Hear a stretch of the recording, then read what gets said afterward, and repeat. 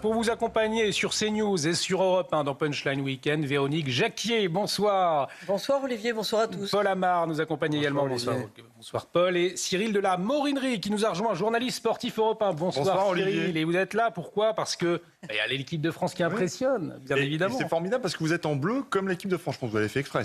Bien évidemment, on supporte les bleus. C'est une évidence. Sportivement, une efficacité collective. Et moi j'ai une veste bleue, voilà. Mentalement, une équipe de France tout à fait impressionnante, une équipe de France qui produit du beau jeu avec une belle mentalité. Alors c'est vrai que nous sommes loin de cette équipe de France de 2010 à Naïsna. J'aime bien me rappeler les mots de... Vous rappelez les mauvais souvenirs là. Madame Bachelot, ministre des Sports, des caïds matures qui commandent des gamins apeurés. Nous en sommes loin.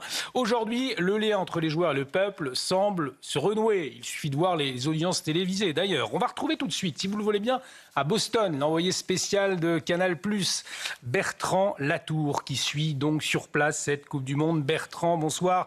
Merci d'être avec nous sur CNews et sur Europe 1.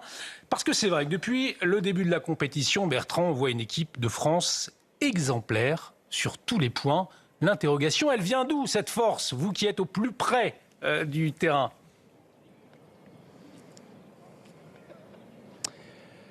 Bonsoir à vous, bonsoir tout le monde. Oui, manifestement, vous convoquez le passé qui revient plutôt de la préhistoire 2010 parce que depuis de nombreuses années maintenant, ça se passe bien pour l'équipe de France. Depuis que Didier Deschamps est à la tête de cette équipe en Coupe du Monde, son plus mauvais résultat, c'est quand il a pris ses fonctions en 2014 avec un quart de finale et depuis en 2018, c'est une victoire. En 2022, c'était une finale et en 2026, c'est encore une place dans le dernier carré parce que cette équipe comporte de nombreux talents offensifs, évidemment, avec en tête Kylian Mbappé qui réalise une Coupe du Monde excellente, ce qui n'avait pas été nécessairement le cas pendant toute son année avec le Real Madrid, mais il est dans un contexte différent avec des coéquipiers qui l'apprécient, de Lucas Digne à Robin Risser, en passant par Dembélé ou encore Marcus Thuram. Cette équipe vit bien, c'est parfois un poncif qui est utilisé en football, mais là ce ne sont pas des 20 mots, ce sont vraiment les échos qu'on a depuis le début de la préparation à Clairefontaine et qui remontent déjà à fin mai, début juin, donc ils sont ensemble depuis très longtemps maintenant. Et cette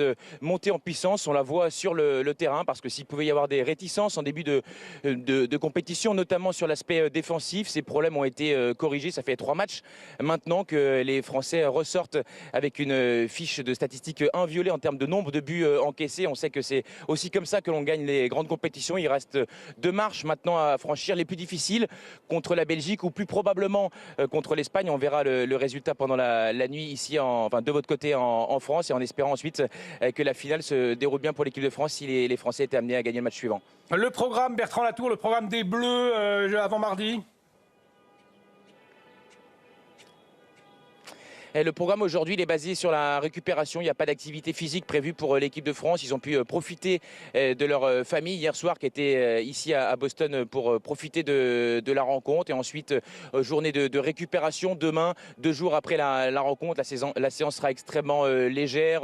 Probablement que les joueurs qui ont débuté la rencontre vont rester en salle ou se contenter de footing. Et ensuite, progressivement, départ à J-2 du match de la demi-finale qui aura lieu à Dallas pour l'équipe de France qui gentiment ensuite va monter en puissance, préparer la rencontre, soit contre l'Espagne, soit contre la Belgique, récupérer et ensuite espérer justement passer cette étape.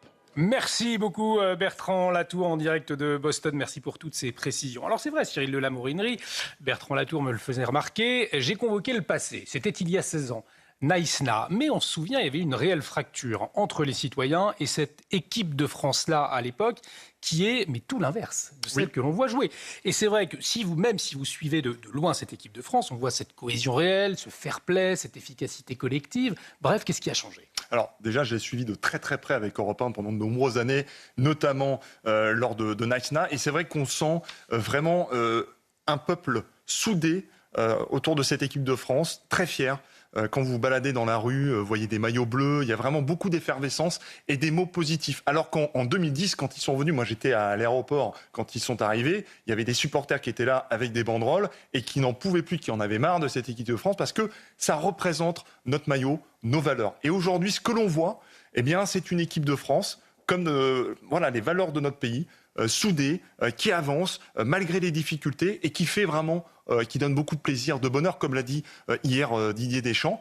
On a vu une image très belle hier. Alors c'est vrai que contre le Paraguay, c'était un petit peu différent parce que c'était un match très rugueux. On a vu Kylian Mbappé enlacer son ancien coéquipier du Paris Saint-Germain, Hakimi. Donc il y avait beaucoup aussi de fraternité entre ces joueurs. Et puis une équipe qui n'a jamais rien lâché. Et enfin, vous savez pourquoi on a des frissons? Parce que ça joue au football. Parce que c'est vraiment parfois un chef-d'œuvre collectif. La Gazzetta dello Sport dit que la France a une équipe d'un autre monde. Je parlais aussi avec des légendes du football qui nous disent que ça ressemble au carré magique d'il y a quelques années, évidemment, avec Tigana, avec Platini, avec Giresse et Fernandez. Ça marque beaucoup de buts, Bertrand Latour l'a dit. Et on a 2-3 phénomènes dans cette équipe. Évidemment, Kylian Mbappé, 8 buts inscrits dans cette Coupe du Monde.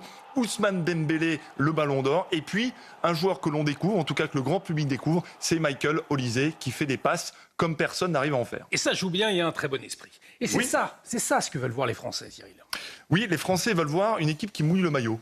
Les Français veulent voir une équipe qui se sublime, qui arrive dans la difficulté, parce qu'on a vu des Bleus en difficulté. Contre le Paraguay, ça a été difficile. Il a fallu attendre la deuxième mi-temps et le but sur pénalty de Kylian Mbappé pour qu'enfin, dans un match où franchement, ils n'ont pas joué au football, les Paraguayens, eh bien, les Français les ont respectés. Ils auraient pu péter les plombs. Non, là, les Français, ils apprécient beaucoup, je pense, l'attitude de cette équipe de France. Et puis ensuite, dans ce dernier match qu'ils ont disputé, là aussi, face au Maroc, ça a été difficile, mais pour d'autres raisons.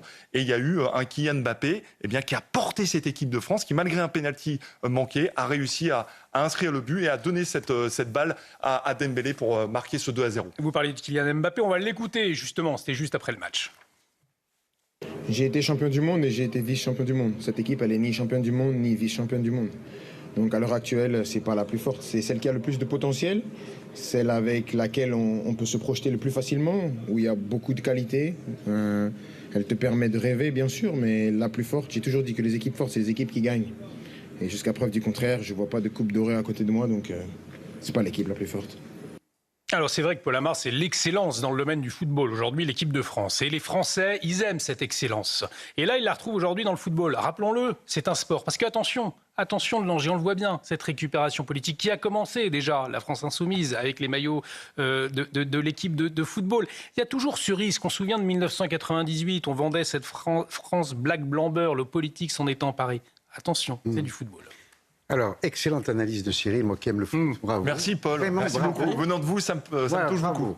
Remarque pertinente tout à l'heure de Bertrand Latour, qui évoquait l'année difficile de Mbappé, sur le plan professionnel. Il n'a pas fait une belle année au Real. Absolument. Clair.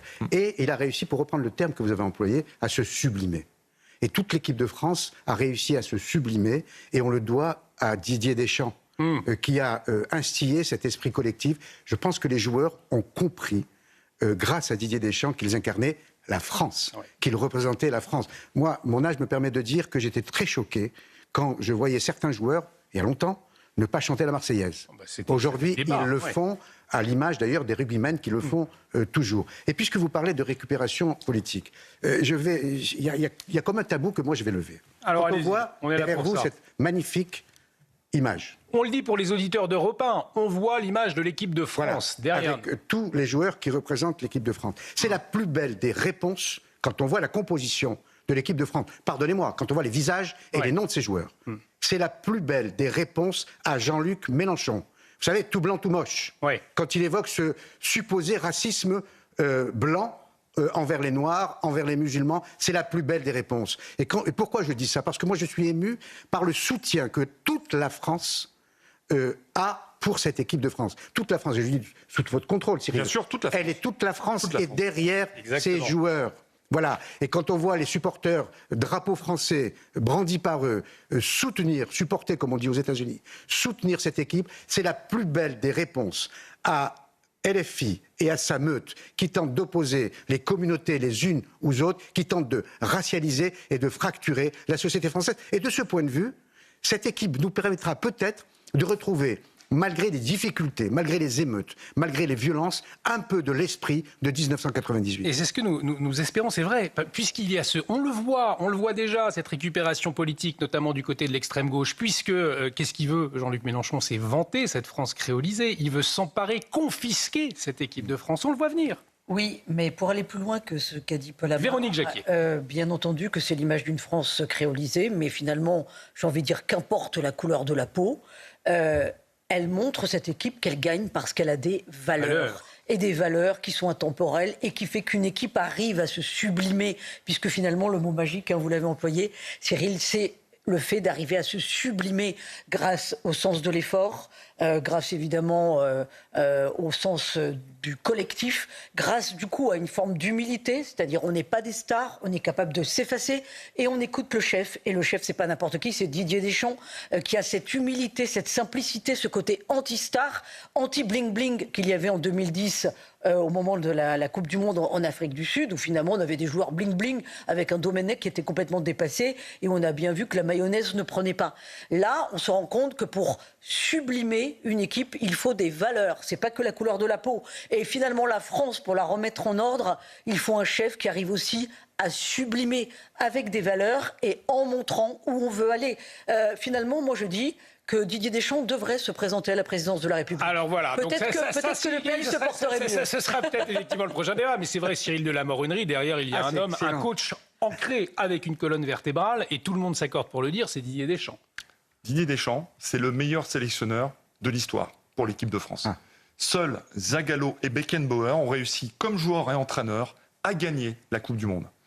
Depuis 14 ans, il a redressé de façon spectaculaire l'équipe de France. Bertrand l'a dit tout à l'heure, il y a eu ce titre en 2018 qu'il a réussi à remporter parce qu'il avait réussi à, si vous voulez, réfléchir de ses erreurs d'une certaine façon, de cette finale 2016 à l'Euro, perdu face au Portugal. Et bien, il s'est dit, voilà, qu'est-ce qu'il ne faut pas faire et comment on va réussir à remporter cette Coupe du Monde. Mais je voudrais revenir sur vos propos. Le racisme n'a pas sa place, ni dans notre société, ni dans le football. Le football, c'est merveilleux quand on voit cette équipe de France, quand on voit ces joueurs tous ensemble se sublimer, vous l'avez dit, mais être les uns avec les autres, les uns pour les autres. Vous savez, la différence est un atout dans le football. Si vous aviez Kylian Mbappé partout sur le terrain, vous perdez, parce que c'est pas un bon gardien de but. Et si vous avez Mike Maignan devant, sans Mbappé, vous ne gagnez pas. Donc l'équipe de France, c'est vraiment quelque chose de très homogène. C'est pour ça qu'on ne prend pas toujours forcément les meilleurs joueurs. Rappelez-vous, avec Cantona, Ginola, qui n'avait pas été sélectionné par Aimé Jacquet, la France a été championne du monde. Voilà, donc c'est très important d'avoir cette homogénéité. Et c'est vrai que Didier Deschamps, avant de laisser sa place, c'est sa dernière Coupe du Monde, eh bien il a envie de porter cette équipe de France, il ne s'en cache plus. Ils sont en mission, c'est important ce terme. Ils disent on est en mission et ça en revient justement à cette fierté tricolore. Ils savent que derrière, ce sont des millions de Français qui sont derrière eux. Un collectif avant des individualités, c'est ça la recette Deschamps. Oui, j'ai une petite question rapide pour Cyril. Est-ce qu'il y a des similitudes entre Aimé Jacquet et Didier Deschamps ? Mais bien sûr. Oui, mais écoutez, le management et le sens humain sont des gens qui aiment leurs joueurs. Et qui viennent ils du aiment le football aussi, tous les deux. Pardon ? Ils sont ancrés, ils viennent du terroir, sont de... Oui, là on parlait. Il n'y a pas justement la simplicité, pas de bling bling. Je peux vous dire que j'ai rencontré plusieurs fois Didier Deschamps. C'est vraiment un homme adorable qui aime le football, qui en parle vraiment simplement et qui a juste un objectif, donner le meilleur de lui-même pour l'équipe de France, parce qu'il place la France au-dessus de tout. Merci beaucoup Cyril de la Morinerie de nous avoir accompagnés pour cette première partie de Punchline Week-end sur CNews et sur Europe 1. Tout autre sujet, restez avec nous dans un instant puisqu'on va accueillir la magistrate Béatrice Brugère. On s'intéresse, vous l'aurez compris, à la justice. A tout de suite.